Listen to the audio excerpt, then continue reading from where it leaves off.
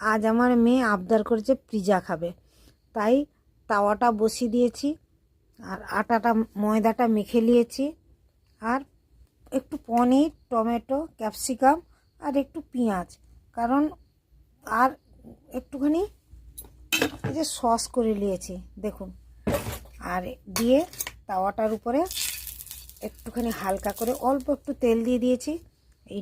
এটা একটু বেলে একটু কেটে নিয়েছি। এবার দেখুন এখানে চিজ তো নেই বাড়িতে, তা কী করব, একটু ময়দা দিয়ে চিজ বানিয়ে নিয়েছি এই যে। এবার দেখুন পিৎজাটাকে আমরা সাজিয়ে নিয়েছি সুন্দর করে, এবার চাপা দিয়ে দিচ্ছি। চলুন খাবেন, পিৎজা রেডি। মেয়েকে দেই কি বলে মেয়ে খেয়ে।